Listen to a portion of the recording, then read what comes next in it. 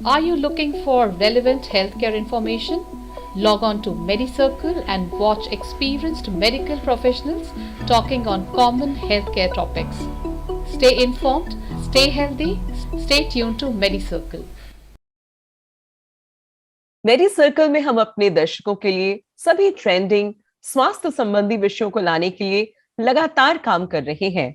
एक स्वस्थ रोग मुक्त जीवन जीने के लिए, आपको जागरूक करने के लिए आवश्यक समाचार और विचारों को आपके ध्यान में लाना हमारा प्राथमिक उद्देश्य है। इस संबंध में हमारी मदद करने के लिए हम देश भर के प्रतिष्ठित और विशेषज्ञ शीर्ष के डॉक्टर्स के साथ जुड़ते हैं। हेलो, नमस्कार, मैं हूं अपराजिता मेहरा और आप देख रहे हैं मेडिसर्कल।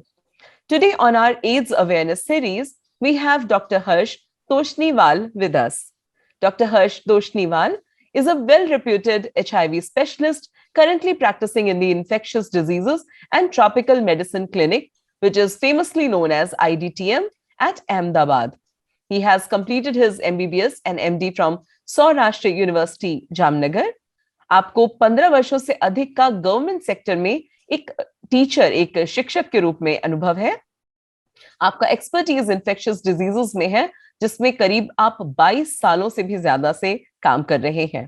You are currently director and chief IT consultant at his own clinic, well known for housing experienced internal medicine specialist. It is our privilege to have him here on Medicircle today with us. Welcome to Medicircle, Dr. Harsh. How are you, sir? नमस्कार। नमस्कार। आपका स्वागत है sir आज के हमारे इस कार्यक्रम में। Thank you very much ji, thank you. तो मैं चाहूंगी कि पहले प्रश्न के साथ ही आपका स्वागत तो हम कर ही रहे हैं, पहले प्रश्न से शुरुआत करते हैं आज के इंटरव्यू की कि सर किस उम्र में व्यक्ति को एड्स के लिए या HIV के लिए अपना चेकअप करवाना चाहिए? बहुत सटीक प्रश्न है लोगों की जानकारी के लिए। Very important question and the answer would be it's not that particular age या एक कोई पर्टिकुलर एज ग्रुप में ही की जांच कराना HIV या एड्स की वो जरूरत नहीं है।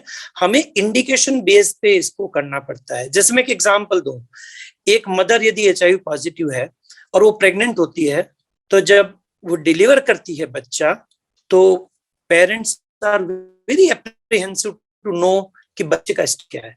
मैं पहले आपको ये बता दूं कि यदि HIV मदर 100 मदर्स हैं जो HIV पॉजिटिव हैं, 100 की 100 प्रेग्नेंट होती हैं और 100 डिलीवरी होती हैं, यदि वो कोई दवा नहीं लेती तो भी 30 बच्चे में ही HIV आता है, 70 बच्चे नेगेटिव आते हैं। यदि मदर दवा ले रही हो जो आजकल अवेलेबल है, तो 99.9% the child would be negative. But even though as a parents they are always apprehensive to know कि जो डिलीवर बच्चा हुआ है या फीटस जिसको हम बोलते हैं, बेबी बॉर्न हुई है, वो पॉजिटिव तो कहीं नहीं हो गई या उसको तो HIV नहीं लग गया। तो इवन हम डे 3 डे 4 के बच्चे को भी हम मोलिकुलर टेस्ट करते हैं HIV की जानकारी के लिए कि बच्चा HIV पॉजिटिव है या नहीं। सिमिलरली हम आम पॉपुलेशन को, जनरल पब्लिक के लिए this test is not recommended, लेकिन those population which are of high risk group and which are indulge into high risk activity, they are indicated people जिनका हम HIV उनको काउंसलिंग करने के बाद हम उनका टेस्ट करवाते हैं। अब हाई रिस्क ग्रुप कौन है जी, तो मैं एग्जांपल दूं बहुत सटीक से। जिनको मल्टीपल ब्लड ट्रांसफ्यूजन हुआ है किसी भी कारण से, तो किसी भी ब्लड में कभी अननोइंगली HIV का ट्रांसमिशन हो गया हो। दूसरा हुआ है जो अफ्रीकन कंट्रीज में रहे हो जहां पे HIV इतनी बड़ी तादाद में है, तो they are automatically in high risk group. तीसरा है long route truck drivers, young drivers, एक महीने के लिए घर से बाहर रह रहे हैं, एक्सीडेंटली उनका सेक्सुअल एक्सपोजर हो जाता है, तो they are high risk group. दूसरा होता है high risk activities, those who have multiple sexual partners, those who have unprotected sex with someone unknown person, single migrant workers हो गए जो अकेले घर से बाहर रहते हैं, यूपी बिहार से निकल के जो गुजरात में कहीं कंस्ट्रक्शन के वर्क में है, कोई हीरे के उसमें है ना, डायमंड वर्क कर रहे हैं। तो like there is a big population in India who are staying as a single migrant worker. तो नेचुरली हम समझ सकते हैं कि उनका बिहेवियर जो सेक्सुअल बिहेवियर होता है कभी, तो उसके कारण उनको ये इन्फेक्शन लगने के चांस ज्यादा रहते हैं। वैसे जिनको ब्लड ट्रांसफ्यूजन हुआ है, जो अफ्रीकन कंट्रीज में रह के आए हैं, जेल इनमेट्स हैं, अकेले लंबे समय से रह रहे हो। तो इन लोगों में जब कोई भी इंडिकेटर इलनेस, जैसे लंबे समय से फीवर है, जनरल प्रैक्टिशनर देख लिया, कॉमन दवाएं दे दी, मलेरिया टाइफाइड की ट्रीटमेंट देख के ट्राई कर लिए, नहीं मिटता है, तो these are the population group of people जहां पे हमको सस्पेक्ट करना चाहिए ये उनको टीबी हुआ है। तो HIV में टीबी बहुत कॉमन है, HIV में डायरिया बहुत कॉमन है। तो ये जब मिटते नहीं है ऐसे रोग, कॉमन स्किन डिजीजेस है, तो हमको ये तुरंत एक क्लिक करना चाहिए कि ये पर्सन है, ये व्यक्ति है जिसको हमको HIV का टेस्ट कराना है। अदरवाइज HIV टेस्ट कराना मतलब किसी की the test itself carries some problem in itself. It's not like safe as like diabetes or you are doing a kidney test. ठीक है, तो ऐसा नहीं है कि किसी एक उम्र में करना है। जहां जहां इंडिकेशन है, जो हाई रिस्क ग्रुप के लोग हैं, जहां जहां हाई रिस्क एक्टिविटी है, जहां पे ब्लड ट्रांसफ्यूजन की सर्विसेज दी गई है ना, या ब्लड कंपोनेंट दिया है, उन सभी व्यक्तियों का हमें समय पर जब इंडिकेटेड हो तो हमको यदि पर्टिकुलरली जब वेट लॉस होने लगता है, लंबे समय तक बुखार रहता है, टीबी होता है, फंगल इन्फेक्शन लोगों को होता है, बार बार स्किन के डिजीज होते हैं, बार बार डायरिया वॉमिटिंग होती है, तो हमें सोचना चाहिए और ऐसे व्यक्तियों को काउंसलिंग करके हमें ये टेस्ट कराना चाहिए। I hope I am clear. Absolutely sir, और बहुत ही अच्छे से आपने समझाने की कोशिश भी की हमें। और आपकी बातचीत में ही एक फॉलोअप क्वेश्चन बन रहा है सर, आपने अभी बात की कि इसके टेस्टिंग से ही कुछ ना कुछ जुड़ा होता है, तो मेरा अगला प्रश्न कुछ वैसा ही है कि ये व्यक्ति जिसको किसी भी तरीके से डाउट है या उसको स्क्रीनिंग के माध्यम से पता चला है कि उसे HIV का संक्रमण है, इस प्रकार की कोई भी जानकारी उसकी जब आती है उसके साथ, तो उस जानकारी के साथ काफी जुड़ी हुई प्रॉब्लम्स भी आती हैं, जैसे कि एड्स के साथ जुड़ा हुआ स्टिग्मा और डिस्क्रिमिनेशन। ऐसे में वो व्यक्ति क्या करे और क्या करना चाहिए हमें, इस बात को जानकर इसके बारे में थोड़ा बताएं। HIV की परिस्थिति पहले तो मैं ये बताऊंगा कि it's totally different than what we used to see 1981 to 1995। वो एक दौर था जब HIV was a dreadful disease, जिसमें कोई हमारे पास दवाएं नहीं थी, इसको स्टिग्मा की तरह लिया जाता था। जो HIV पॉजिटिव व्यक्ति किसी भी कारण से हो जाए, उसको मार्जिनलाइजेशन, उसके साथ डिस्क्रिमिनेशन, उसके साथ एबनॉर्मल बिहेवियर समाज का रहता था। तो वो दौर अलग था। आज के जमाने में हम 1995 ऑनवर्ड्स, क्योंकि मैंने दोनों दौर देखे हैं, पहले का और अभी का, and I can tell you with confidence they are being very well accepted in the society. They are doing as normal behavior or their work as the other people in the society they are doing.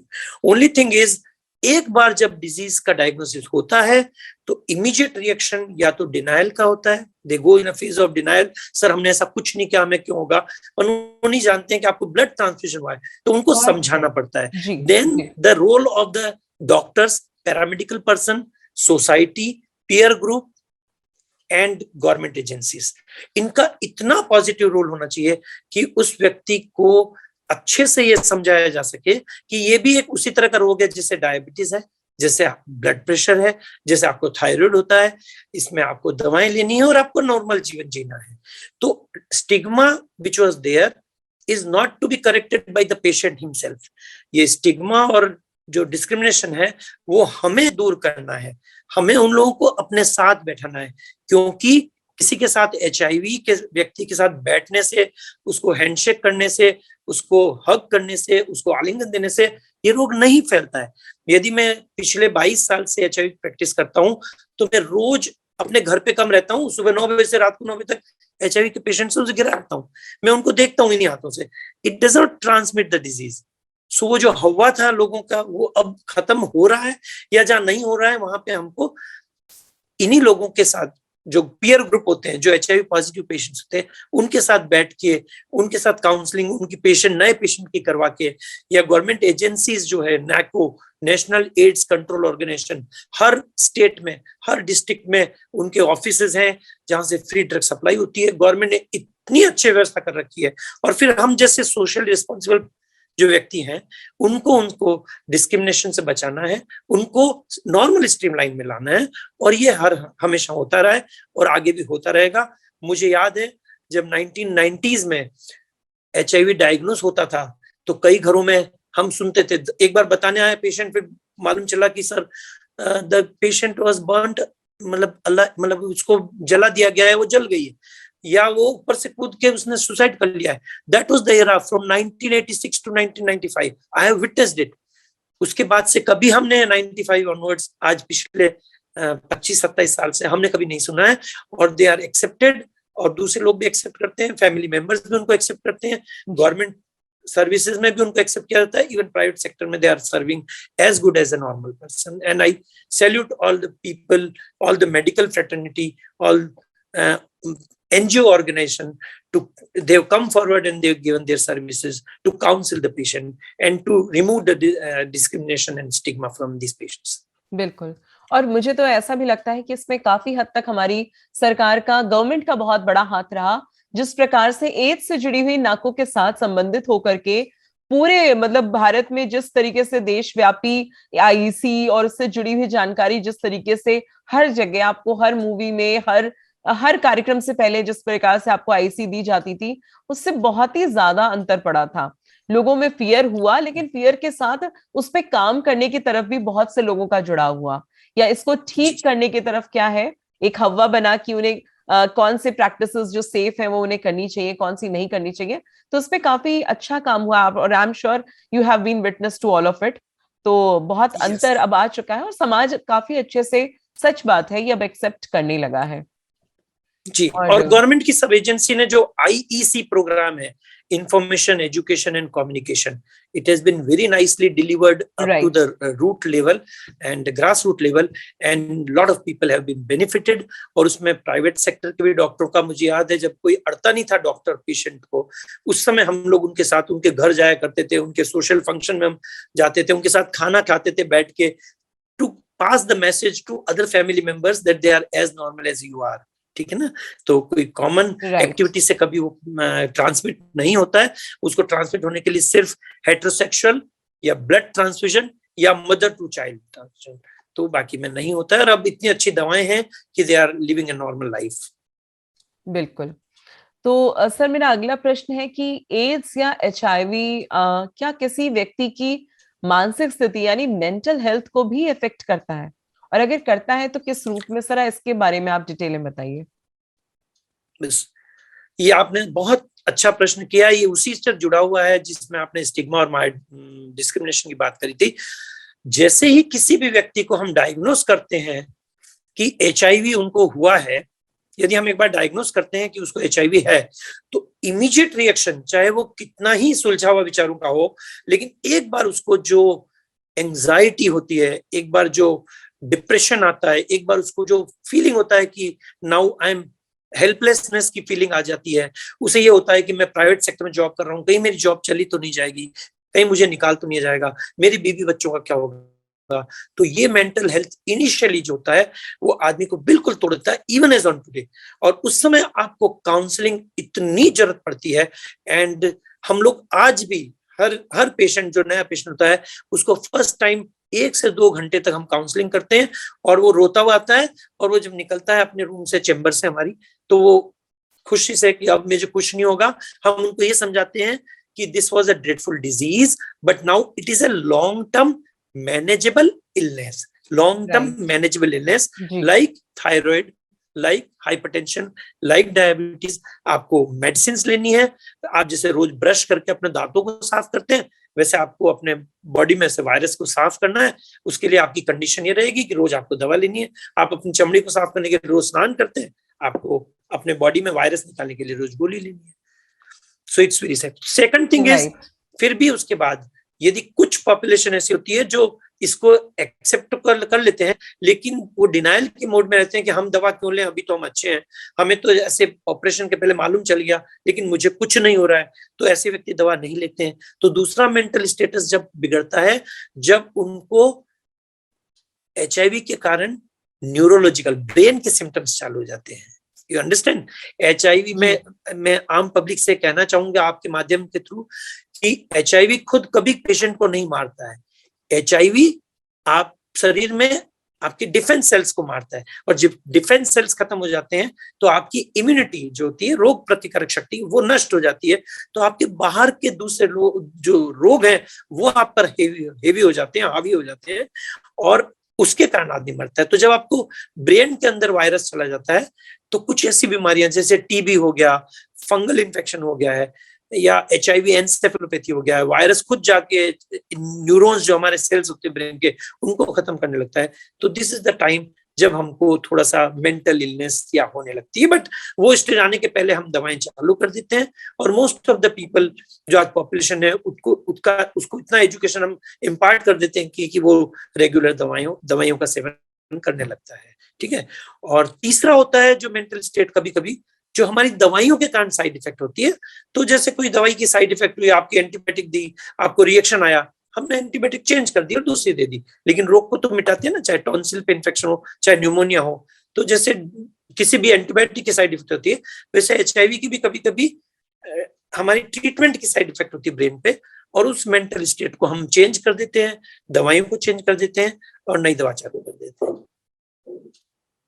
Sir, इसी के साथ मैं अपने अंतिम प्रश्न पे पहुंच गई हूँ, और आपका ज्यादा वक्त न लेते हुए मैं कहना चाहूंगी कि एक इफेक्टेड व्यक्ति किस प्रकार से अपना एक स्वस्थ जीवन शैली अपना सकता है, कैसे एक हेल्दी लाइफस्टाइल मेंटेन कर सकता है, कुछ इसके बारे में आप जाने से पहले हमें बताएं।